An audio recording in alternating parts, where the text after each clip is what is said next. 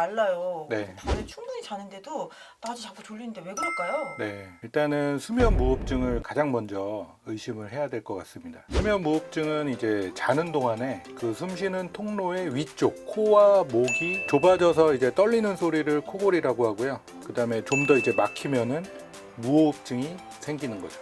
호흡이 멈춰지게 되면 산소 농도가 떨어지게 되기 때문에 저산소증에 빠지게 되고요. 우리 몸에서는 이제 수면 무호흡이 지속이 안 되게 우리 몸을 쉽게 얘기해서 깨우게 되는데요. 깨우게 되는 현상이 반복해서 발생이 되면 수면의 이제 연속성이 깨지게 돼서 뭐 졸리거나 피곤하거나 이런 증상들이 발생이 될 수가 있고, 또 우리 몸을 이제 깨울 때 교감신경계를 이제 자극을 하거든요. 그렇게 되면 가슴이 이제 쿵쾅쿵쾅 뛴다던가, 또 반복해서 발생이 되면 심혈관계에 안 좋은 그런 현상이 계속 생기게 되고 부담이 되게 되는 거죠. 이걸 네. 만약에 방치를 하게 되면 네. 어떻게 되는 건가요? 고혈압, 당뇨, 뇌졸중, 요즘에는 치매라든가 암의 위험성을 높이는 것으로 또 많이 알려져 있습니다. 의심이 되는 경우에는 좀 체크를 해봐야 되겠죠.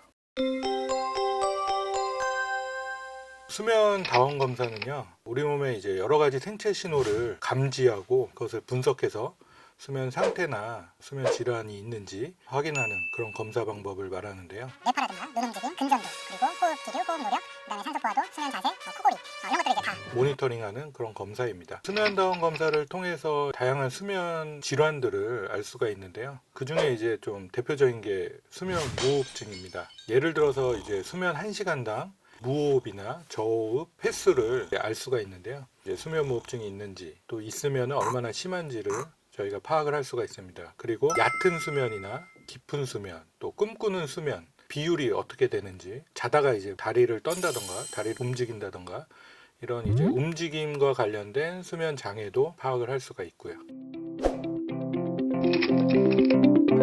병원을 방문하셔가지고요, 수면다원 검사 날짜를 예약을 하셔야 되고요. 그리고 예약된 날짜 이제 밤에 한 8시나 9시까지 검사실에 오셔야 됩니다. 일단은 이제 설문이나 체크를 하시고요. 여러 가지 센서를 부착을 하게 됩니다. 평소 주무시듯이 잠을 취하시면 됩니다. 그리고 아침에 이제 일어나게 되면 검사가 종료가 되고요. 일주일 보통 후에 오셔가지고요, 검사 결과를 확인하시면 됩니다.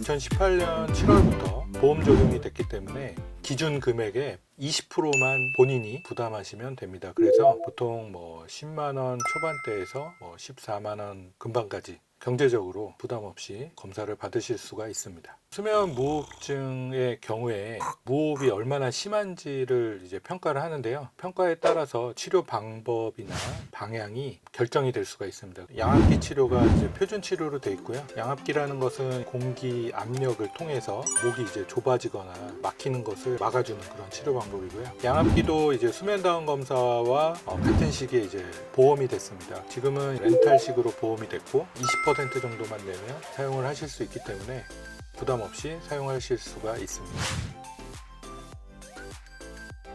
수면다원 검사가 이제 건강보험 적용을 받게 되는데요. 수면무호흡증이 많이 의심되는 분들이 수면다원 검사를 받는다면 개인적으로는 이제 건강도 유지를 하고요. 사회적으로는 졸음운전을 많이 예방할 수 있고 업무 생산성도 많이 증가시킬 거로 예상이 됩니다. 적절한 수면의 양과 질을 유지하는 것이 건강을 유지하는 데 중요한 역할을 할 것으로 생각이 됩니다.